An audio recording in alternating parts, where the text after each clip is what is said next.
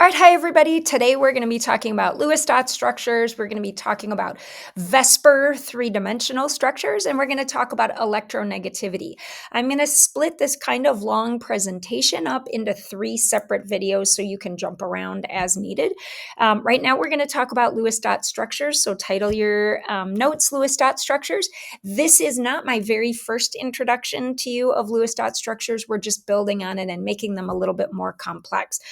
So just adding some ideas to what we already have. So first of all, it says Lewis dot structures, LDS, use dots to represent valence electrons in bonding. Please try to remember what valence electrons are. We learned about them in our last unit. They are the electrons in the outermost orbital. If we imagine the Bohr model, you have a nucleus and it's got a circular orbital around it with 2 electrons, and then the next circular orbital with 8 electrons, and the next one with another 8. We know that that is not a good model, but those are the valence electrons, the ones that are in the outermost orbital. To use a more up-to-date model, imagine carbon for a second. Carbon has an atomic number of 6, trying to get all 6 fingers in there. That means it has 6 protons and 6 electrons, but it only has 4 valence electrons. So how did we figure that out?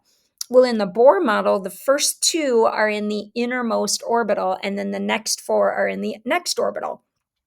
To use the more up-to-date way of indicating orbitals, we would say that the first 2 are in the 1s orbital, and the next 4 are in the 2s orbital, and they're starting to fill the 2p orbital. That number 2, it tells us they're in the next orbital, and there's no 3, 4, or 5, so they are in the outermost orbital. On your periodic table, there's a way to sort of see the valence electrons if we bypass the transition metals. The reason we would bypass the transition metals is that the Lewis dot structures don't really apply. Once again, this is a simplistic something that's more useful for sort of beginners, but it begins to fall apart as a learning tool once we get further on into the periodic table. But for our purposes, we're going to use it. So here's how to figure out valence electrons when you're looking at your periodic table. Look at the first column. Have your periodic table handy always. Look at the first column. All of those metals want to get rid of 1 electron because they have 1 valence electron.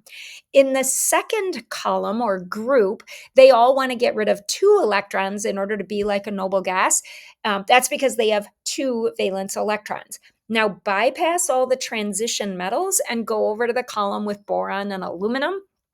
They have 3 valence electrons. Carbon has 4, nitrogen has 5, oxygen has 6, fluorine, sorry, I'm trying to do it by memory. Fluorine has 7, and then all of the noble gases, which are stable, have 8 valence electrons.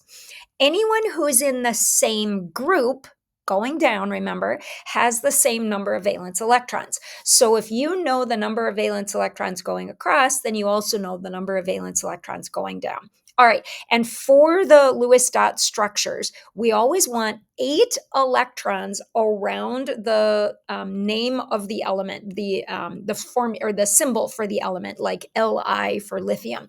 We always want 8 valence electrons. That's how it's going to be stable. It's going to share electrons until it has 8. The exceptions, of course, are hydrogen and helium, which are going for 2 electrons. Helium's already got its 2 electrons. Hydrogen is going to get to it or try to share 2 electrons. Now, to be clear, Lewis dot structures are only about covalent bonding. They're only used for covalent bonds, showing us how electrons are being shared. We're not talking about getting rid of electrons or taking electrons. We're talking about sharing electrons, and we're showing how you share those electrons. All right. So to draw a Lewis dot structure, if you're going to write anything today, I would say this is the number 1 tip or trick. Add the valence electrons from each atom in the molecule. Add them up. That tells you how many electrons you get to work with. So let's just try this diagram right here. Carbon has 4 valence electrons. It's in, if you skip the transition metals, it's in the 4th group. It has 4. So 4, and then each of the hydrogens brings 1, and there are 4 hydrogens. So total, we have 8 electrons that we get to play with. Now, this finished structure has 2, 4, 6, 8. Oh, look at that. We used 8 electrons. In addition, the carbon has 8 electrons around it, and each hydrogen has 2 electrons around it. All right, so the elements in the same group have the same number of valence electrons, just reminding you of that. Then it says use a pair of electrons to form a bond between each pair of bonded atoms. Instead of 2 dots, scientists will often show just a line. So look at this drawing using the dots, and look at this drawing using 1 line to represent 2 dots. It's a sort of shorthand. It's a little bit faster to draw the lines than to draw the dots. Anytime, no matter what you're looking at, anytime that you're looking at a covalent molecule, if there are elements joined by a line, then that represents 2 electrons that are being shared. Now, there are such things as double bonds and triple bonds, and if I can move my little pip, give me just a second. There we go. Do you see that we have a triple bond between the carbon and the nitrogen there? That would be represented by 3. So 3 lines, each line represents 2 electrons. So 2, 4, 6 electrons are represented there. Let's go back and see if this molecule actually adds up correctly. So we see that the hydrogen has 2 around it. Yay! The carbon has 8. 2, 4, 6, 8. Carbon stable. And the nitrogen also has 8. 2, 4, 6, and then the 2 on the side, 8. All right, so that molecule is stable. It says, finally, arrange the remaining valence electrons, the ones that you added up, to satisfy the octet rule for elements except hydrogen and helium, which want 2 instead of 8. All right, so then I made this list of little tips. These are not rules by any means. They're just things I've noticed that might help you when you're trying to draw from scratch. As we get further along in Lewis dots, they're going to get a little bit more complicated, and these little tips might help you. So first of all, if there's only one of an atom, put that one in the middle. That is super beginner tip.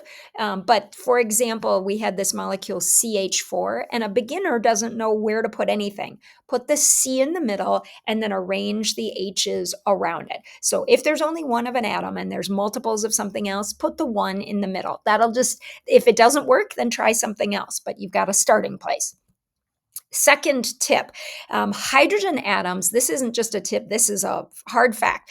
Hydrogen atoms are always on the outside of the structure. What we call terminal, they are terminal atoms, meaning they're on the ending, because they can't bond with more than one element. So hydrogens can never be in the middle. So notice the hydrogens arranged on the outside here. Notice the hydrogen on the end on this linear molecule. All right, letter C, the halogens. Now remember, the halogens are the ones right before the noble gases. They all need 1 more electron in order to be stable. They are, likewise, they are almost always going to be terminal molecules, or terminal atoms. They're going to be on the end. So I don't have an example here, but they usually bond with 1 element, and so they're going to be on the ends just like hydrogen is. And then oxygen and sulfur.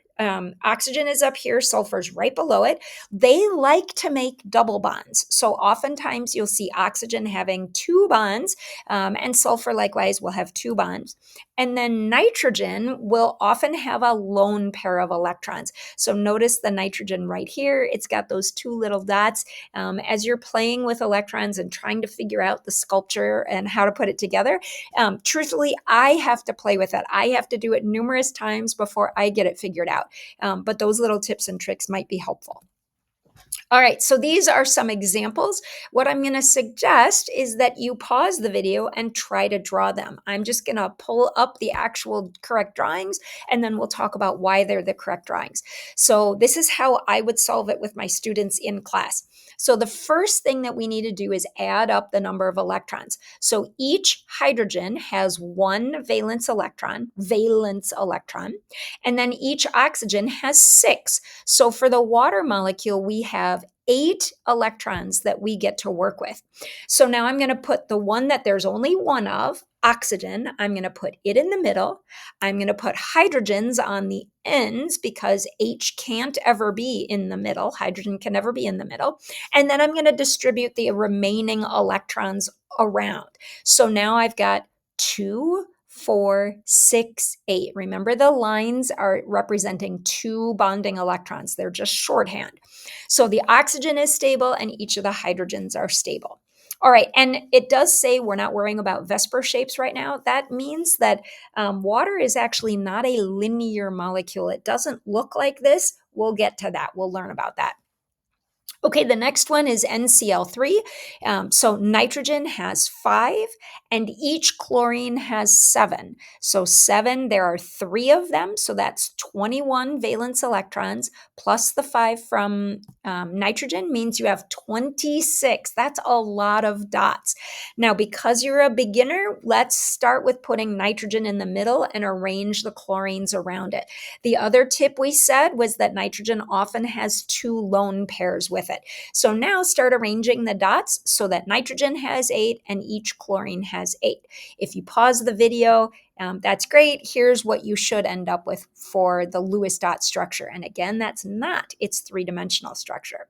All right, and then the last one is carbon dioxide. Carbon has 4 valence electrons. Each oxygen has 6. 6 times 2 is 12. So there are 12 for the oxygens plus the 4 of carbon is 12 plus 4 is 16. You have 16 dots with which to deal with. The one that's all by itself, you only have one of, is the carbon. So put that in the middle.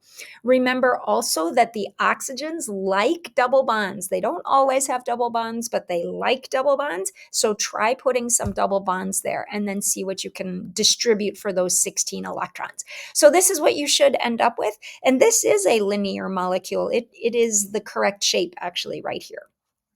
All right, moving on. Let's try a couple more. I'll just add them up. I'm not going to talk a whole lot about them. We'll just add them up. So if you have 2 hydrogens, it's 2 plus the 4 of carbon makes 6 plus the 6 of oxygen makes 12.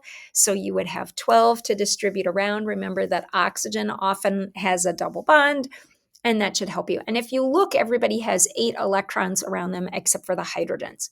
For NH2OH, the N, try to remember that the N often has a lone pair of electrons around it. Where do you even begin with this one? Well, we know the hydrogens have to be on the outside, so they can't be in the middle. So I think I would start by bonding a nitrogen and an oxygen and then go from there. The name NH2OH or the formula NH2OH is giving you a hint. 2 of the hydrogens are attached to the nitrogen and 1 is attached to the oxygen. So this is what you end up with when you're done, and notice that there's a lone pair of electrons. This time oxygen did have 2 bonds, but it wasn't a double bond. It was 1 for the nitrogen and 1 for the hydrogen. All right, and then the last one, C2H2, because the hydrogens have to be on the ends, you need to put the carbons together. If you add the valence electrons, each carbon brings 4, so that's 8, and then there's 2 more, so you get 10 electrons to distribute. This one's tricky because it's going to require a triple bond in the middle. So if you notice, the hydrogen has 2, each carbon has 2, 4, 6, 8, and then the hydrogen on the other end has 2 as well. All right, moving on. Resonance bonding. I'm not going to say a whole lot about resonance bonding. This is really more of a higher level concept, maybe something we'll talk about in AP chemistry. But just want you to make sure you understand that there are times when there is more than one appropriate Lewis structure. And oftentimes we can do some pretty complicated analysis to figure out what's the preferred structure. in this class, we're not there yet. We can't figure that out. So there's a couple things I'll say about that. It says when there's more than one valid Lewis structure, that can be written for a molecule. Resonant Lewis structures should all be drawn connected by a double arrow. That's good enough for us. What we're going to find out is that for some molecules, there is actually a preferred structure, but we don't have the background information to figure out the preferred structure. So this example is ozone. Ozone has sort of a double possible structure. The double bond could happen on either side. And so what they've actually found is that the bonds are shorter than you would expect, and that's because it's resonating between the two structures. So you just show the structure and then the two structures and then show them joined by a double arrow. And there can be more than two structures. It doesn't have to be just two structures. We could have three, or I've never seen more than three, but you could have three.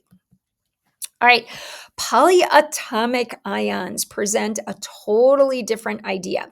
So polyatomic ions are ions. They are on the back for our class. They're on the back of our periodic table, and they are a bunch of or more, two or more, say that well, two or more nonmetals bonded together that have an overall charge. They are bonded together with covalent bonds. And that's why we could use a Lewis structure. Although they act as a group, as one ion, within that group, they are bonded together by covalent bonds. They're sharing electrons. So I'm going to show you how to do the Lewis structures for polyatomic ions. So it says the charge changes the number of electrons. So whatever the charge is, if you have a positive charge, you take away an electron. If you have a negative charge, you add an electron. And if you have a +2, then you take away 2. And if you have a -2, then you add 2. So it's going to affect the number of valence electrons that you get to play with. And then when you're done, when you've drawn out your structure and you're happy with it, then you put brackets around the whole thing and then show the charge in the upper right-hand corner. So let's show a couple of examples. So NH4, the ammonium ion, you would get nitrogen has 5 valence electrons. Each hydrogen has 1, so there's 4 of them. So 5 plus 4 is 9. And then because this is a +1, we actually lose an electron. We've lost an electron. So instead of 9 electrons to work with, we have 8 electrons to work with. See if you can figure it out yourself. Put nitrogen in the middle, add the 4 hydrogens, and you should end up with a structure that looks like this. Notice we drew the structure, put the brackets around the outside, and the plus. If it were +2, you would write +2. This one was just a +1. All right, and then for the nitrate polyatomic ion, it's a -1. So we would have 5 valence electrons for nitrogen, and then each oxygen has 6. So 6 times 3 is 18 plus the 5. So we're at 23. And now we have an extra electron. That's what this minus tells us, is there's an extra electron there. So 24 electrons. You get to distribute 24 electrons. Put nitrogen in the middle. Usually it has that, it didn't in this one here, but usually it has that lone pair of electrons. Just trying to think of things that might help you be able to figure it out. Oh, this time it didn't have that lone pair of electrons. We've actually got a double bond. And that would have a resonance structure as well. That double bind could happen in several different places. So we would need to show that with resonance. Don't worry about it right now. All right, moving on. So in summary, the Lewis dot structure, its strength is really for learning. It's simple, it's quick, it shows all the electrons, not just the bonds. The weakness is that there are lots of exceptions, and later in our unit, we're going to come across some of those exceptions. In period 2, boron and beryllium tend to form compounds with less than 8 electrons. In period 3 and on, some atoms will exceed the octet rule. I will let you know if it's going to exceed the octet rule or be less than that. So I'll give you that information. Okay, everybody, we're done with that first set of notes. Now we're going to talk about the VSEPR model and the 3D structures.